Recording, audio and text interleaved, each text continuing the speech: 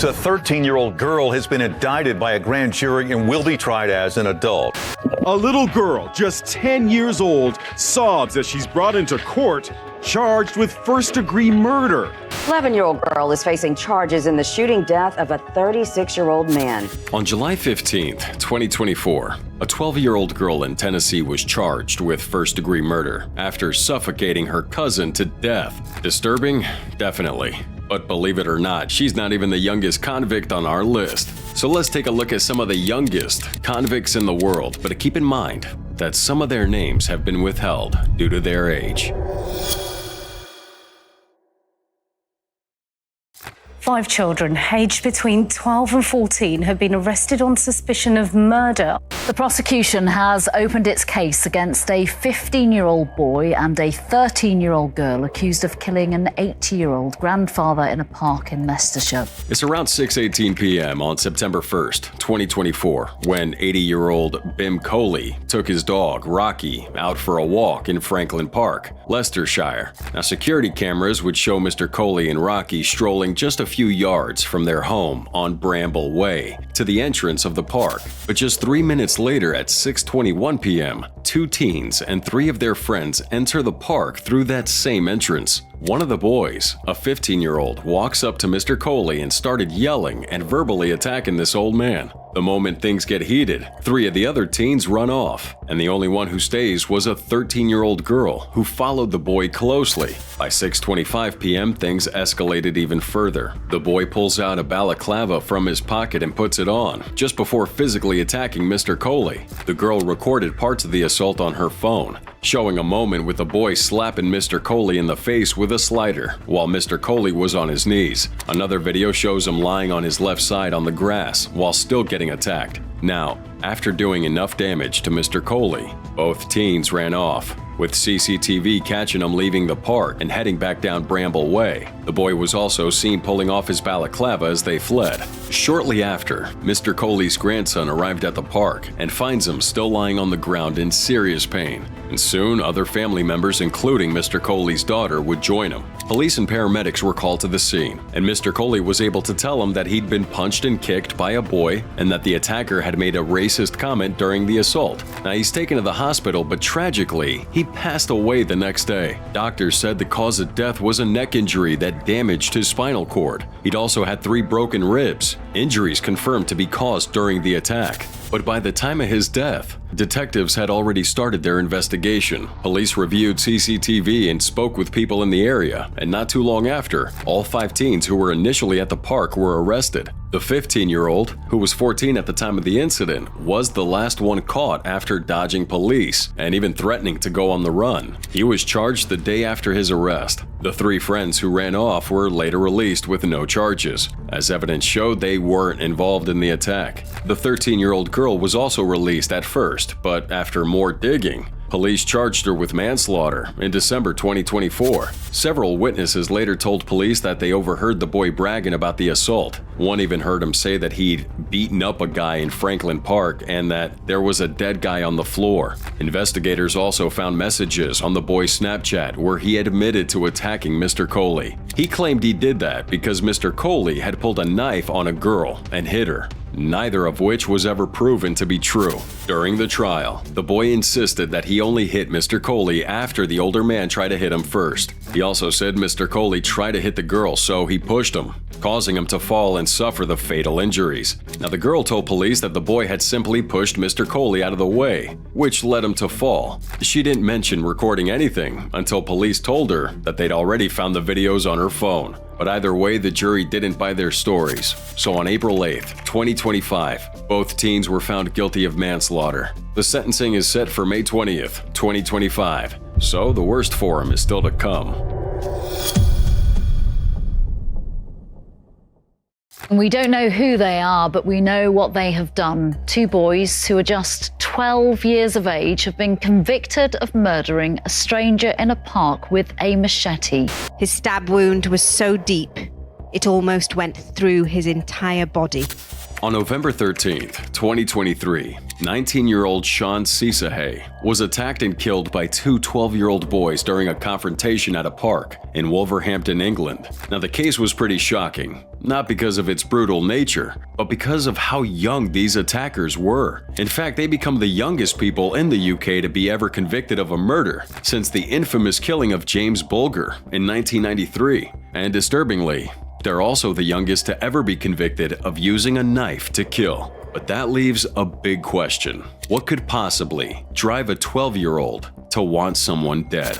Now for context, Sean Cisahay had moved to the UK from his home in Anguilla, a British overseas territory, just 6 months before his death. He was in the country to receive medical treatment and had been staying in Birmingham in the West Midlands. As for the two boys, one of them had reportedly been influenced by older youths in the community, young men who encouraged him to carry knives. That same boy had even bought the machete used in the attack for £40 just 2 months earlier. At the time of the murder, both boys are 12 years old, and under UK law, specifically Section 45 of the Youth Justice and Criminal Evidence Act of 1999, the media was banned from publishing their names. The trial judge, Mrs. Justice Tipples, decided not to lift that restriction, ruling that protecting their welfare was more important than the public's right to know. So in the court and media, the boys were only known by their initials, EGI and CMB. Now, on the day of the attack, Cisahay had traveled from Birmingham to Wolverhampton with two friends,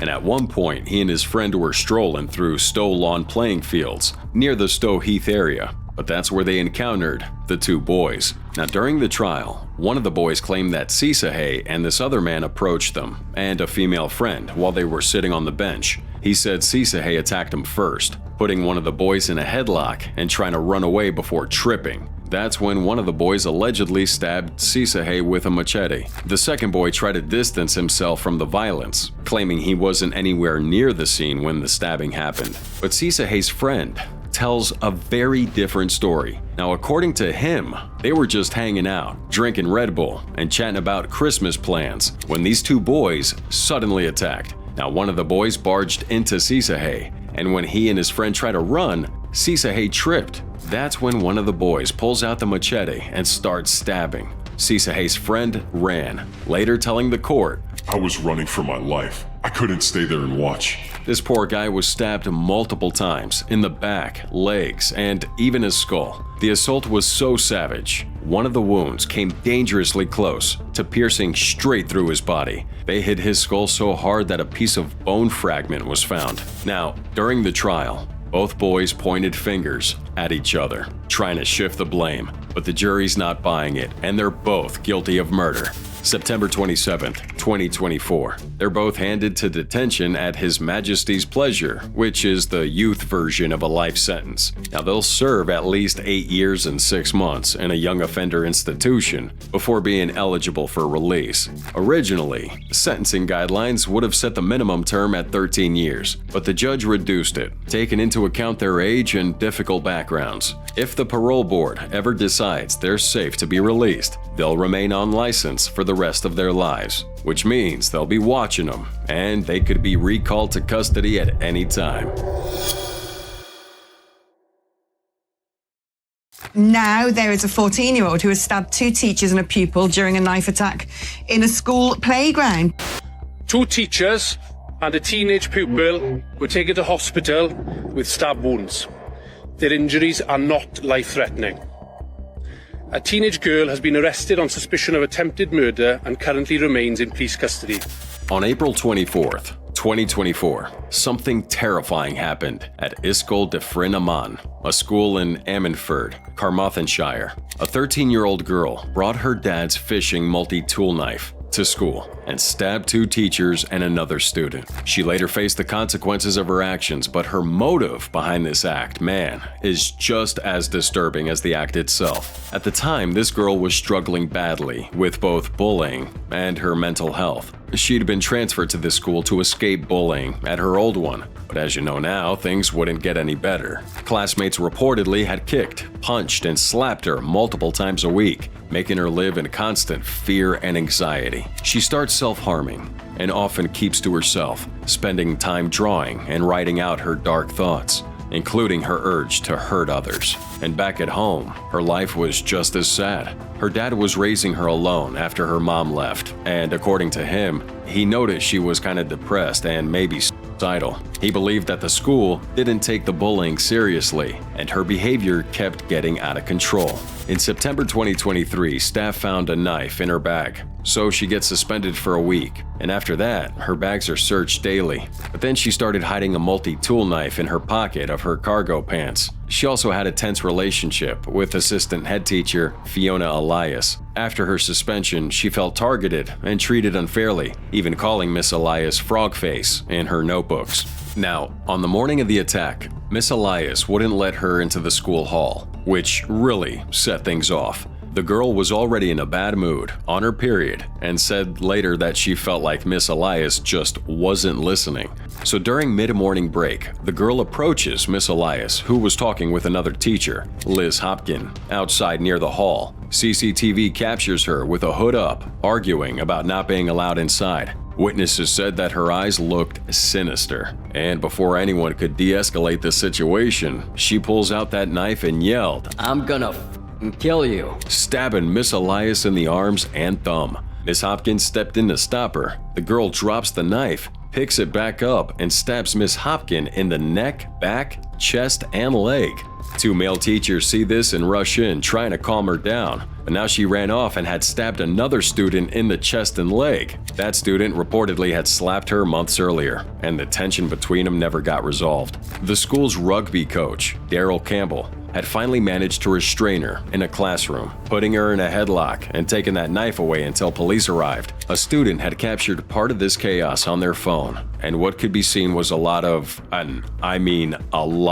blood on the ground, with students screaming in panic. Poor Miss Hopkins had to be airlifted to the University Hospital of Wales in Cardiff with serious injuries. Miss Elias and the student were taken to a nearby hospital because they weren't as fatal. Now the whole thing was just so crazy, the school had to be shut down temporarily and switch over to remote learning while police investigated. As for this girl, she was detained and charged with 3 counts of attempted murder. During her interrogation, she tells investigators that she didn't mean to kill anyone, although she made some weird comments like asking if the victims were dead and saying, "That's one way to be a celebrity."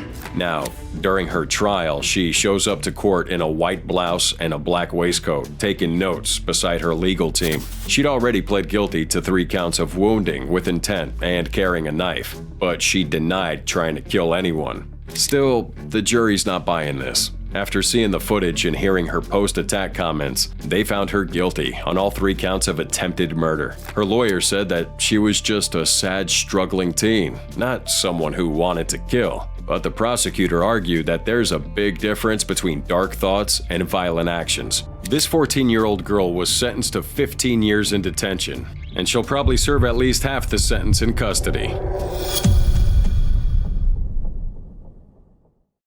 أنك وأصدقائك وأحبابك كل أسير معك جوا هذا أخوك.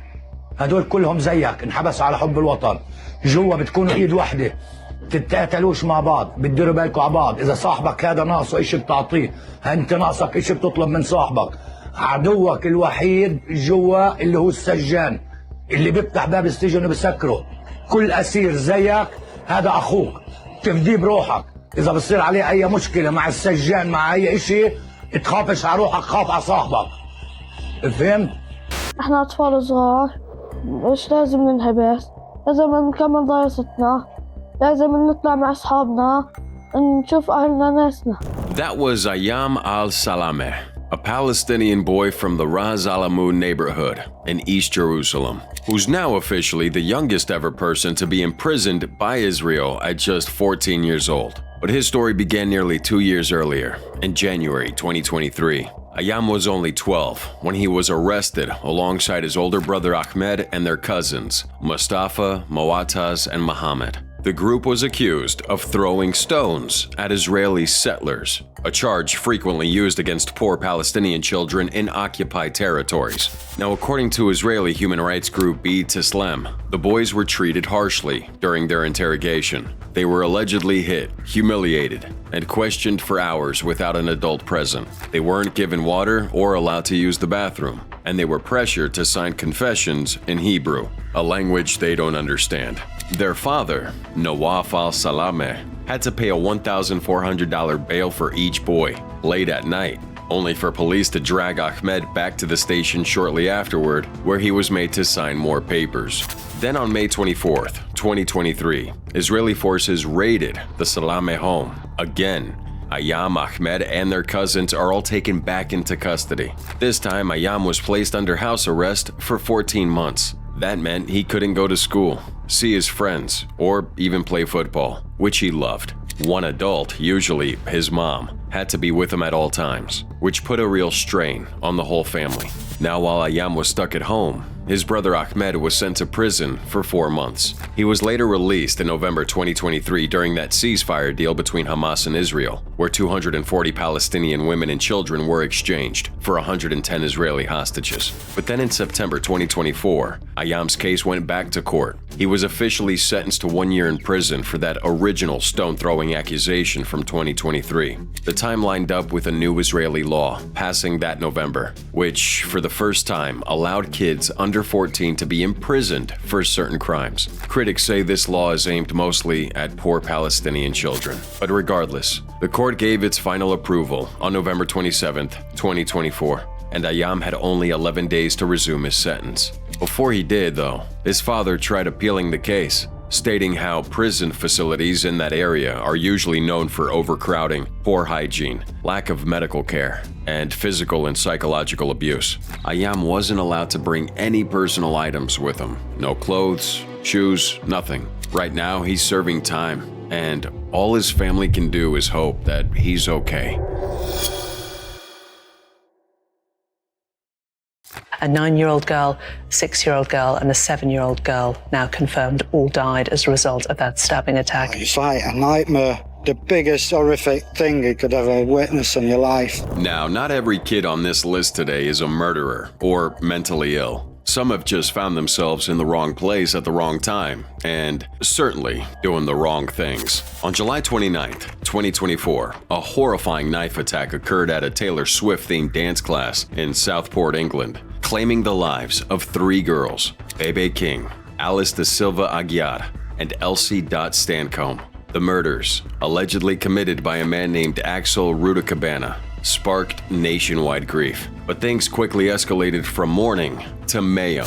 The very next day, misinformation would spread online, claiming that the attacker, Axel, was a Muslim asylum seeker who had come to the UK by boat. That rumor ignited a riot outside a mosque in Southport, where a crowd of 1,000 people would gather. Tensions exploded, and within minutes, rioters clashed with police as bricks flew through the air and fires were set all around the vicinity. The chaos spread across other parts of the country, with far-right extremists targeting hotels that housed asylum seekers. But amid all this chaos were 2 12-year-old boys. One of them from Southport was caught on CCTV throwing stones at cops during the disorder before fleeing the scene on a bicycle. The footage was released to the public, and when his mother saw it, she recognized him and brought him to the authorities. The boy handed himself into police, and it soon became clear that he'd been involved in much more than just one incident. Police footage shows him kicking a bus, handing a rock to another youth outside a Holiday Inn housing asylum seekers on July 31st,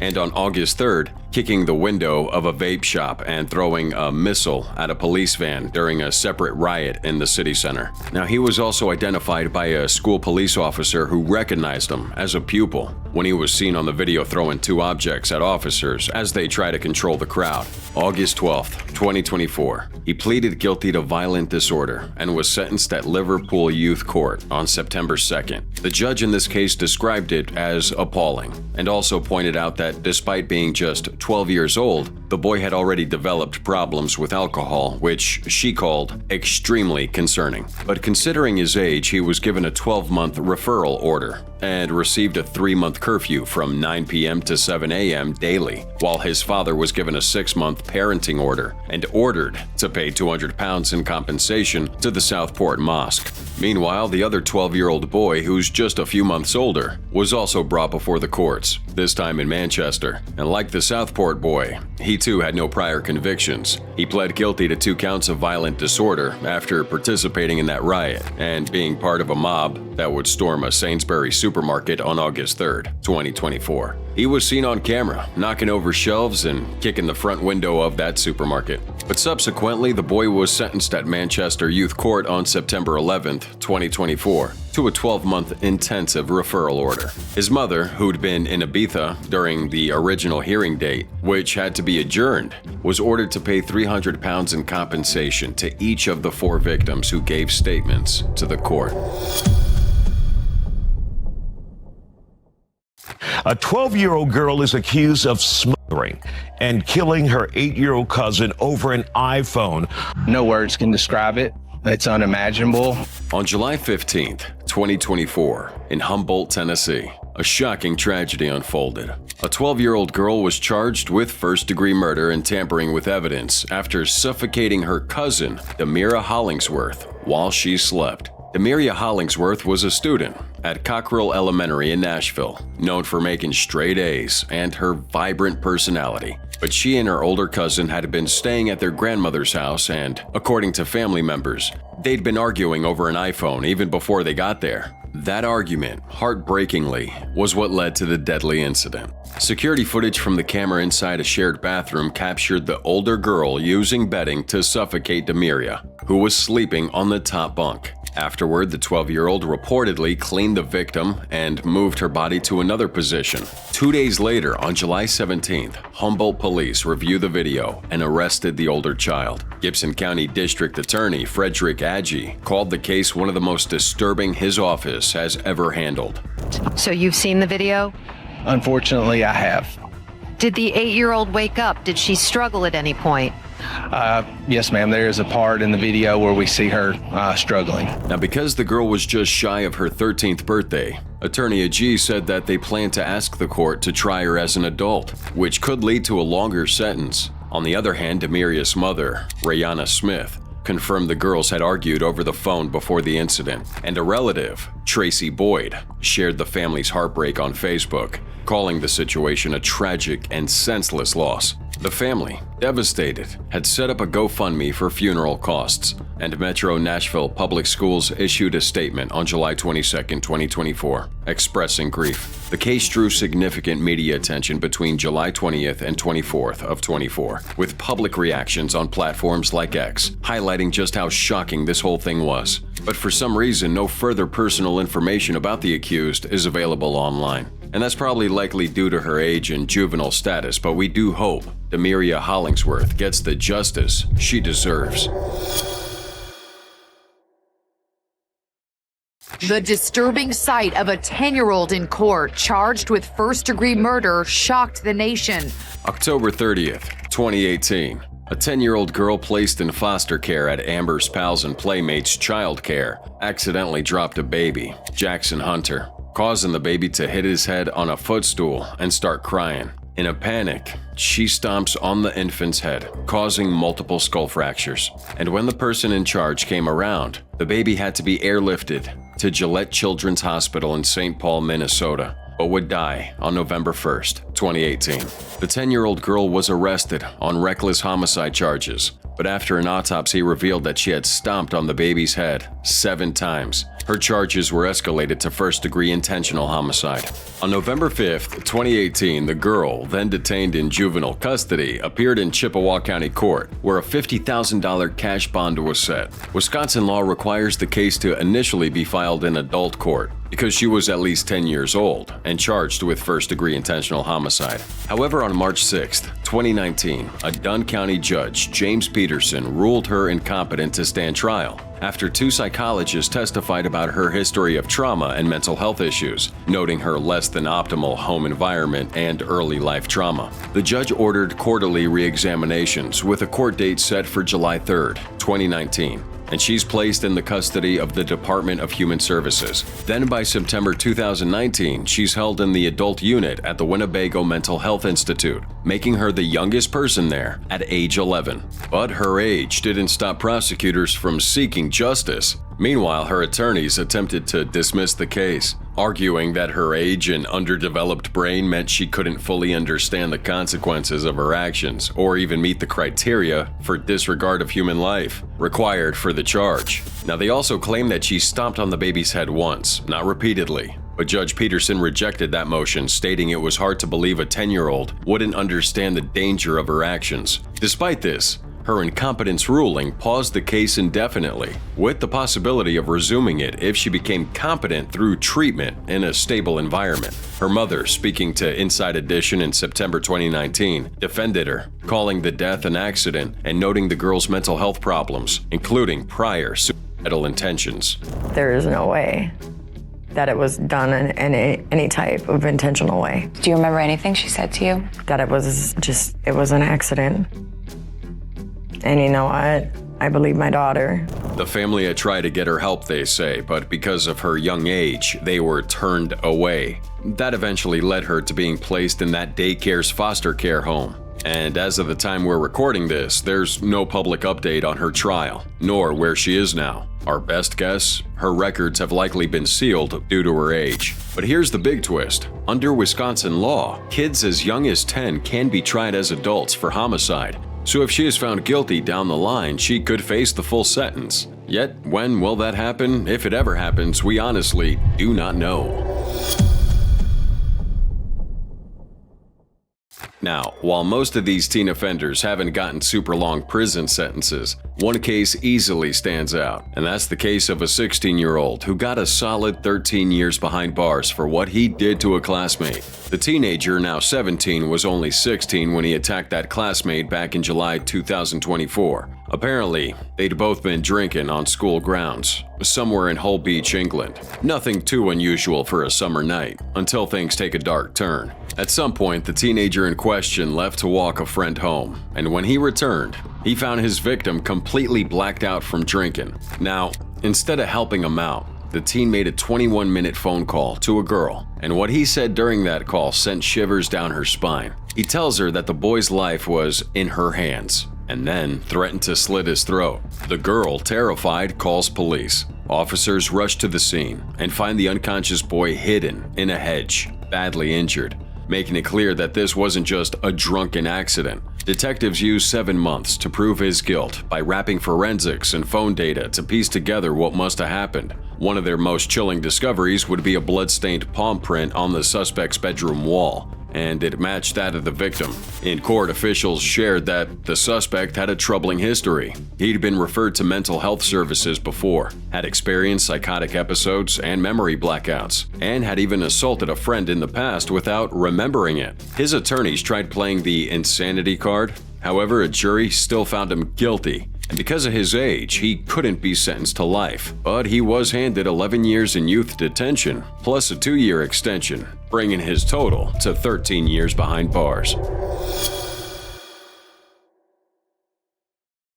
An 11-year-old girl is tonight charged with murder. She's accused of shooting a man back on November 14th. She's charged with first-degree murder. In November 2023, a shocking case comes out of Iberia Parish, Louisiana, when this 11-year-old girl is arrested and charged with first-degree murder for the death of 36-year-old Cameron Bedsole. He's found dead on November 14th on Jasper Road in New Iberia with multiple gunshot wounds. The young girl, who used to live in Iberia Parish, was arrested 2 weeks later on November 28th. Officers from LaFourche Parish acted on a warrant from Iberia Parish and take her into custody. She's taken to the Lafayette Juvie Detention Center and faces several serious charges.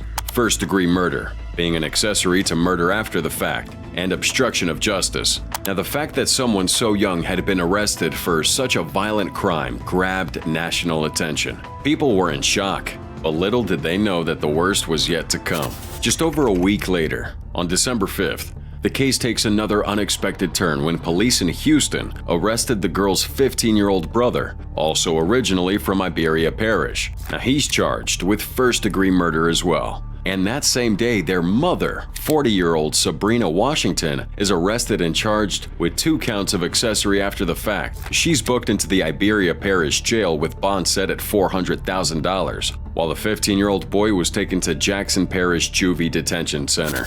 Not long after the arrest, the 11-year-old girl's legal team steps in. Attorneys Ryan Beaulieu and Ron Haley agreed to represent her for free after being contacted by her family. From the beginning, they said that she was innocent and had been used as a pawn to get her brother to surrender. In interviews with local media, the lawyers said they believed police thought the 15-year-old was the real shooter, but since he ran away, they arrested his younger sister, who was there when it happened.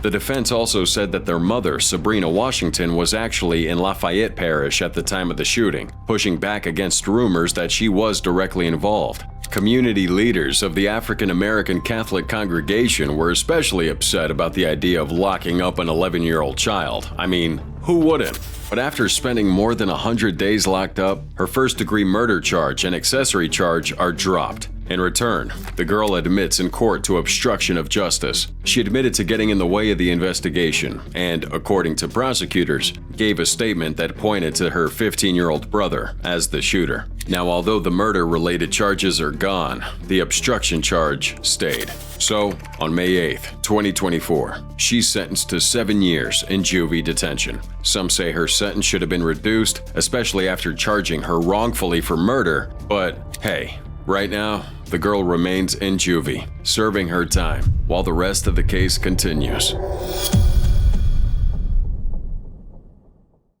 A family demanding legislative change after a 10-year-old allegedly confesses to killing one of their loved ones. On January 18, 2022, a 7-year-old boy takes a pistol from his grandfather's truck, walks into a nearby RV, and shoots a sleeping man he didn't even know. This poor man was Brandon O'Quinn Raspberry, and this heartbreaking story only came to light much later through a shocking confession from the boy himself, who's now 10 years old. Sounds surreal, right? Well, according to the Gonzales County Sheriff's Office, it's very real. Now, they shared the child's confession in April 2024 as an update on Raspberry's murder case. But before his murder, 32-year-old Raspberry had just moved into his RV at Lazy J RV Park in Nixon, Texas, about an hour east of San Antonio. He worked over at a poultry plant called Holmes Foods and was last seen on January 16th. When he didn't show up for work for 2 days, his supervisor asked HR to check on him. So the park owner goes to Raspberry's unit, knocks several times, and eventually goes inside. And this is where he finds Raspberry, dead from a gunshot wound to the head. He'd only lived in that park for 4 days. The Gonzales County Sheriff's Office then teams up with Texas Rangers and begins a full murder investigation. They collected spent shell casings from a 9mm handgun and sent everything to the state crime lab in Austin. They checked geolocation data from Raspberry's phone and others in the area, but came up empty. Subsequently, an autopsy confirmed that Raspberry had been shot once in the head and had 2 minor graze wounds on his hands. No other injuries were found, and the cause of death was ruled a homicide. Yet, for more than 2 years, there were no solid leads. Investigators just couldn't figure out who did it or why. Even after a cash reward through the Greater Gonzales County Crime Stoppers, there still were no new tips. Police would scour phone records, question neighbors, and followed every lead they could, but the case went cold. That is until April 2024, when everything changed. A local school principal calls police to report something disturbing. A 10-year-old student had threatened another classmate and then made a chilling confession. The boy claimed that he had killed someone 2 years earlier. Now, he's called in for questioning, and during that interrogation, the boy describes exactly what happened. He said he was visiting his grandfather, who lived at that same RV park as Raspberry. Then he spotted Raspberry walking around and also saw him sleeping inside his RV later in the day. So he grabbed a gun from his grandfather's truck, entered the RV, and shot Raspberry in the head. And as he left, he fired another shot into the couch. Police eventually find the gun at a local pawn shop, sold by the boy's grandfather. Ballistics would confirm that it's the same gun used in the murder. But the most disturbing part of this case would be that the boy didn't know Raspberry. He wasn't angry, and Raspberry had never done anything to him. It was completely senseless. And even worse for the victims' families is that, according to Texas law, a child has to be at least 10 years old to be held criminally responsible for a crime. Other states vary, like Florida allows charges at 7. Maryland starts at 13. And most states make exceptions for serious violent crimes. The boy was just 1 week shy of turning 8 at the time of the shooting. So, legally, he couldn't be charged for Raspberry's murder.